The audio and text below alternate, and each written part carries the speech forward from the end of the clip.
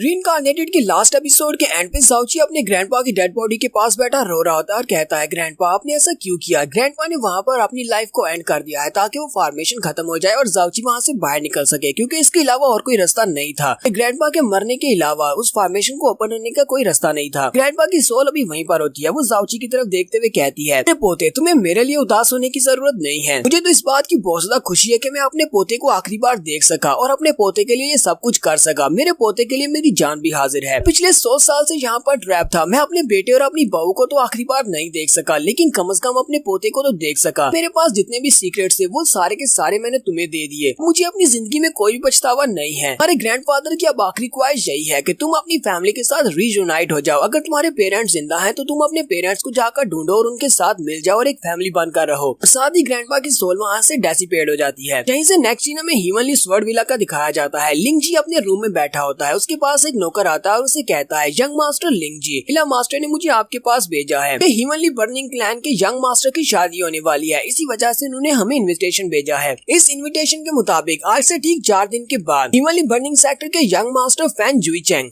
Kang जुई की शादी करने के लिए ब्लू विंड एक्सपेंस सिटी की तरफ जाएंगे। अपनी दुल्हन को लेने के लिए वहाँ पर जाएंगे और वहाँ से अपनी दुल्हन को एस्कॉर्ट करके वापस लेकर आएंगे। सिर्फ 7 दिन में उनकी मैरिज की जो रस्में हैं वो पूरी हो जाएंगी और उन दोनों की शादी हो जाएगी। हिला मास्टर ने कहा है कि उन्हें और बहुत सारे काम है, इसी वजह से वो इस शादी को अटेंड नहीं कर सकते। उन्होंने कहा है कि आप इस शादी को अटेंड करें। लिंग जी उस इन्विटेशन को अपने हाथ में पकड़ता और कहता है प्रिंसेस कैंग जुई चैंग से शादी कैसे कर सकती है? वो तो मेरे बॉस जाओची से प्यार करती थी, उसे तो उससे शादी करनी चाहिए थी। लगता है कि प्रिंसेस कैंग जुई ये शादी दबाव में आकर कर रही है, मुझे वहाँ पर जाकर देखना चाहिए। लिंग जी उस नौकर से कहता है ठीक है, मेरे फादर को जाकर कह देना, मैं अपने फादर की जगह पर इस शादी को अटेंड करूंगा। नेक्स्ट सीन फिर से हमें उसी फॉर्मेशन के अंदर का दिखाया जाता है। फॉर्मेशन के अंदर जाओची अपने ग्रैंडपा की डेड बॉडी के पास ही बैठा होता है। 3 दिन गुजर चुके हैं, वो अभी तक वहीं पर बैठा हुआ है। जाओची ग्रैंडफादर से कहता है ग्रैंडपा प्लीज मुझे माफ करना, मैं बहुत ही बुरा पोता हूँ। मैं इससे ज्यादा आपकी बॉडी के पास बैठकर मौर नहीं कर सकता, क्योंकि अभी बाहर मुझे और बहुत सारे काम करने हैं। अब मुझे यहाँ से जाना होगा। लेकिन माइटी हीवनली स्वर्ड रीजन वालों ने जो कुछ भी आपके साथ किया है मैं इसको नहीं भूलने वाला। उनको इस बात का हिसाब चुकाना पड़ेगा। जाओची अपने हीवनली पॉइजनस बीट को एक्टिवेट करता है और ग्रैंडपा की डेड बॉडी को उसमें रख लेता और कहता है ग्रैंडपा पिछले 100 साल से यहाँ पर फंसे हुए हैं और अपने होमलैंड में वापस जाना चाहते थे। जिस दिन मेरे पास इतनी पावर होगी कि मैं इल्यूजनरी डीमन राम में जा सकूं, मैं आपकी डेड बॉडी को वहाँ पर लेकर जाऊंगा और आपको वहीं पर जाकर दफनाऊंगा ताकि आप अपनी जमीन में आराम से सो सकें। जाओची कहता है हीवनली स्वर्ड रीजन के लोगों, चाहे तुम लोग अच्छे हो या बुरे हो, इस बात से अब जरा भी फर्क नहीं पड़ता। तुम्हारी वजह से ग्रैंडपा मरे हैं। तुमने पिछले 100 साल से इनको कैद करके रखा हुआ था। इसके अलावा तुमने मेरे अंकल जाओली को मार डाला। उन्होंने अपने बेटे को सैक्रिफाइस करके मुझे अपना बेटा बनाया था। फिर तुमने मेरे पेरेंट्स के ऊपर भी अटैक किया। उनका कुछ भी पता नहीं है कि वो जिंदा है या मर चुके हैं। सबका हिसाब चुकाना पड़ेगा। जब मेरे पास इतनी पावर आ जाएगी कि मैं तुमसे इस बात का बदला ले सकूं, मैं वहाँ पर आऊंगा और तुम सभी को तबाह कर दूंगा। साथ ही हमारा जाओची जंप करते हुए फॉर्मेशन से बाहर निकल जाता है। सेम उसी वक्त उसी बड़ी सी तलवार की फॉर्मेशन के बाहर हमारा लिंग जी खड़ा होता है। लिंग जी वहाँ पर खड़ा खड़ा अपनी तलवार को हाथ में पकड़कर सोच रहा होता है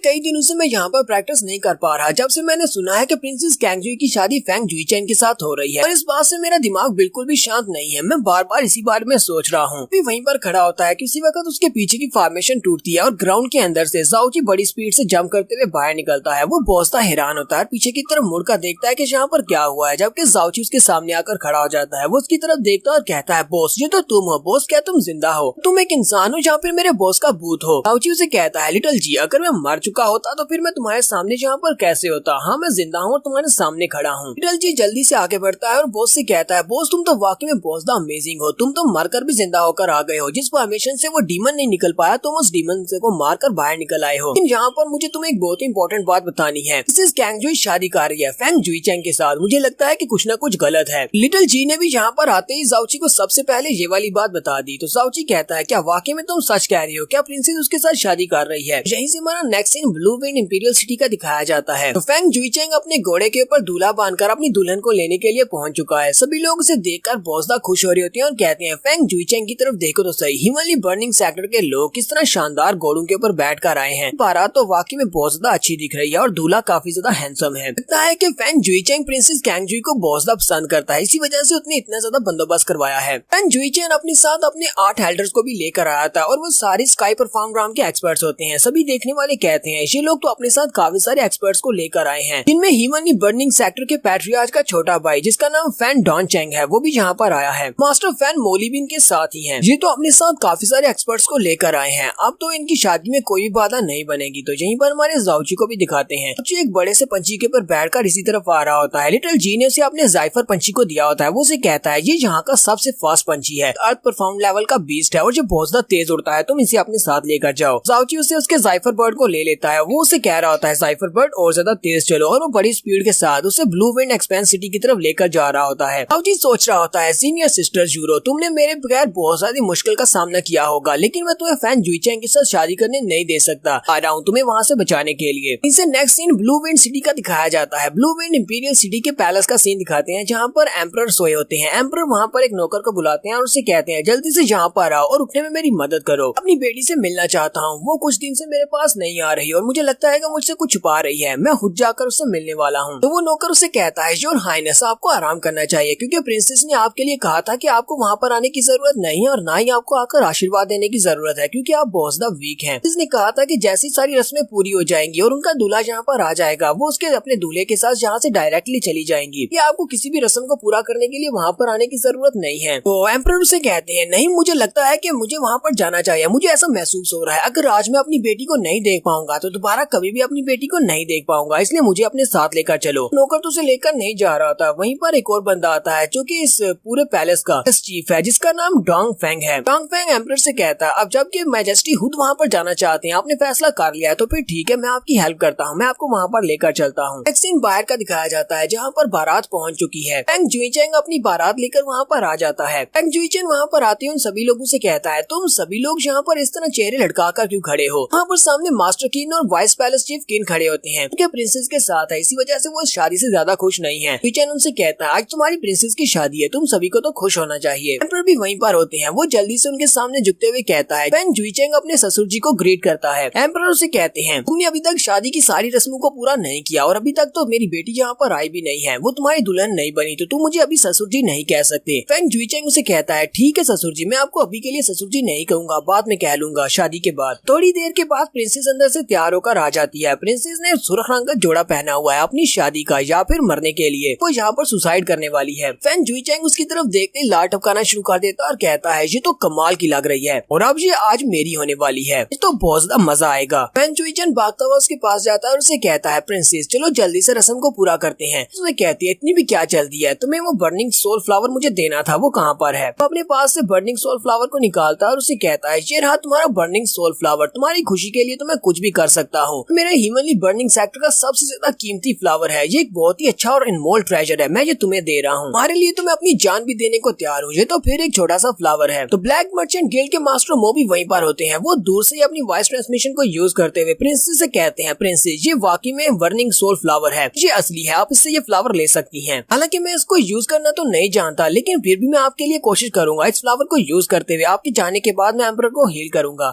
उसके हाथ से वो फ्लावर ले लेती है और उस फ्लावर को लेने के बाद वो अपने फादर की तरफ आगे बढ़ती है, अपने फादर को वो वाला बॉक्स दे देती है और कहती है फादर मैं चाहती हूँ कि आप इस बॉक्स को अपने पास हमेशा संभाल कर रखें। एक्मोन गिल्ड के सीनियर मास्टर मो के अलावा किसी को भी आप ये बॉक्स नहीं देंगे क्योंकि मैं तो शादी करके यहाँ से ह्यूमनली बर्निंग सेक्टर में जा रही हूँ, अब आके मैं आपका साथ नहीं दे सकती, इसलिए अब आपको अपना ख्याल खुद ही रखना होगा। डोंग फेंग से भी कहती है अंकल डोंग फेंग मैं चाहती हूँ कि आप हमेशा मेरे फादर के साथ रहें और मेरे फादर का हमेशा ख्याल रखें। वो अपने फादर को वहाँ से गुड बाय बोलकर जा रही है। वापिस से अपने दूल्हे के पास चली जाती है और उसे कहती है फेंग जुईचेन अब टाइम वेस्ट करने के लिए जरा भी टाइम नहीं है, चलो यहाँ से निकलते हैं। प्रिंसेस जाकर अपनी पालकी में बैठ जाती है और दूल्हे का घोड़ा आगे आगे होता है। मास्टर किन कहते हैं ये तो देखकर ही पता चल रहा है कि प्रिंसेस इस शादी से बिल्कुल भी खुश नहीं है, ऊपर से उसके फादर भी उसके ऊपर दबाव नहीं डाल रहे कि उसे इसी लड़के के साथ शादी करनी है, तो फिर प्रिंसेस ये सब कुछ कर क्यों रही है, आखिर उसका इसके पीछे मकसद क्या है। इस पैलेस चीफ किन उसे कहते हैं मुझे लगता है कि इसके पीछे कोई ना कोई मकसद तो जरूर होगा, प्रिंसेस ऐसे तो अपना सेक्रीफाइस नहीं देगी। वो कहते हैं ओरिजिनली हमें लगा था कि जाउची वाकई में इसके साथ एक बहुत ही अच्छा मैचअप है, जाउची इसके साथ शादी करने के लिए बिल्कुल परफेक्ट था क्योंकि वो एक रेयर जीनियस है। लेकिन अब क्या किया जा सकता है, जाउची के मरने के बाद फेंग जुईचेन के साथ इसे शादी करनी पड़ रही है। अब उम्मीद करते हैं कि शादी होने के बाद फेंग जुईचेन हमारी प्रिंसेस के साथ अच्छे से बिहेव करे और उसे बहुत ही प्यार दे। गली में जितने भी लोग होते हैं वो सभी लोग उसे कहते हैं यंग मास्टर तुम्हें बहुत ज्यादा बधाई हो, तुम हमारी प्रिंसेस को अपने साथ लेकर जा रहे हो, तुम दोनों की जोड़ी वाकई में कमाल की बनेगी, तुम दोनों को दुआ देते हैं कि तुम दोनों हमेशा खुश रहो। ह्यूमनली बर्निंग क्लैन तो अब वाकई में बहुत ज्यादा महान बनने वाला है क्योंकि हमारी प्रिंसेस वहाँ पर जा रही है, तुम सभी लोग बहुत ज्यादा लकी हो, रियल फैमिली की प्रिंसेस को तुम वहाँ पर लेकर जा रहे हो। तो वहीं पर कुछ लोग आसमान की तरफ देखते हैं और कहते हैं वो आसमान में ऊपर क्या चमक रहा है, क्या चीज यहाँ पर आ रही है, दिखकर तो लगता है कि कोई बड़ा सा पंछी है, ये इतना फास्ट उड़ रहा है, लगता है कोई बड़ा सा जायंट स्नो गूज है, पीछे कोई बड़ा सा स्टॉर्म हॉक भी हो सकता है। चेंग ऊपर की तरफ देखता और कहता है ये तो फियस जाइफर बर्ड है, ये तो एक बहुत ही हाई लेवल का अर्थ परफॉर्म जाइफर बर्ड है, लेकिन इसके ऊपर कौन बैठा हुआ है, कौन सा एक्सपर्ट इसको यहाँ पर लेकर आया है। जी वहाँ पर एक धमाकेदार लैंडिंग करता है, जाओची हमारा यहाँ पर आ चुका है और यहाँ पर आने के बाद वो क्या करेगा ये नेक्स्ट एपिसोड में देखेंगे। एपिसोड की एक्सप्लेनेशन अच्छी लगी हो तो कमेंट करके जरूर बताइएगा, चैनल को सब्सक्राइब कर दें, वीडियो को लाइक और शेयर कर दें। शुक्रिया।